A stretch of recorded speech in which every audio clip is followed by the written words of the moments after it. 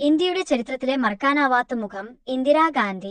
1917 November 19 Jawaharlal നെഹ്റുവിന്റെ പുത്രിയായി അവൾ ജനിച്ചു. ചെറുപ്പം മുതൽ സ്വാതന്ത്ര്യസമരത്തിന്റെ തീപിടിച്ച കാലങ്ങളിലൂടെ വളർന്ന ഇന്ദിര ഭാവിയിലെ തന്റെ വഴിയെ ദൃഢമായി പണിതെടുത്തു. രാജ്യത്തെ മോചിപ്പിച്ച മഹാനായ നേതാവിന്റെ മകളായി മാത്രം നിൽക്കാൻ അവൾ തയ്യാറായിരുന്നില്ല. സ്വന്തമായ കഴിവുകളും ദാർശനികതയുമാണ് ഇന്ദിരയെ ഇന്ത്യയുടെ ആദ്യ വനിതാ പ്രധാനമന്ത്രിയാക്കിയത്. 1966 അധികാരത്തിലേറുകയും ആഗ്രികൾ പൂന്തുടങ്ങിയ പച്ചപ്പിന്റെ വിപ്ലവം ഗ്രീൻ റവല്യൂഷൻ വഴി ഇന്ത്യയുടെ ഭക്ഷ്യസുരക്ഷ ഉറപ്പാക്കുകയും ചെയ്തു. വിപണിയിലെ ബാങ്കുകളെയും പ്രധാന വ്യവസായ മേഖലയെയും ദേശീയവൽക്കരിച്ചു. എന്നാൽ എല്ലാ വിജയങ്ങളിലുംക്കാൾ കൂടുതൽ അവൾ നേരിട്ടത് ആകാംക്ഷകളും വിമർശനങ്ങളുമായിരുന്നു.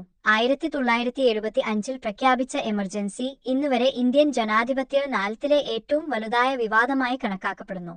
അവളുടെ തീരുമാനങ്ങൾ ശക്തമായതും പലപ്പോഴും വിവാദജനകവുമായിരുന്നെങ്കിലും രാജ്യത്തിന്റെ ഐക്യത്തിനും സുരക്ഷയ്ക്കും വേണ്ടി അവൾ യാതൊരുവും നടത്തിയില്ല. 1980 തിരിച്ചെത്തി വീണ്ടും പ്രധാനമന്ത്രിയായപ്പോൾ ഇന്ത്യ വീണ്ടും അവളുടെ നേതൃത്വത്തിൽ മുന്നേറി. എന്നാൽ 1984 സ്വന്തം ഭദ്രതാ പ്രവർത്തകരുടെ വെടിയേറ്റ് അവളുടെ ജീവപര്യന്തം അവസാനിച്ചു.